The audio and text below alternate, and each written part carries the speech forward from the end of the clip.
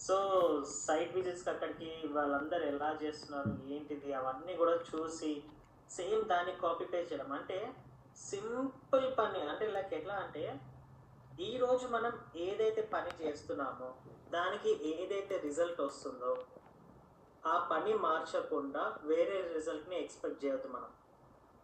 ఇప్పుడు for example మనం అందరం కూడా లైఫ్‌లో ఏదో పని చేస్తున్నాము. దానికి ఏదో రిజల్ట్ వస్తుంది. లైక్ 1 మంత్ తర్వాతనో ఎప్పటికో మనకి ఒక ఒక అమౌంట్ రూపంలో ఏదో వస్తుంది.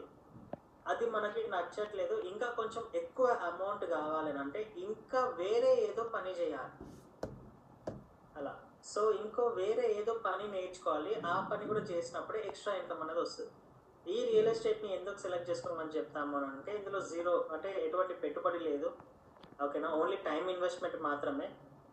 తక్కువ టైంలో ఎక్కువ అమౌంట్, అది కూడా రైట్ అమౌంట్. నీతి నిజ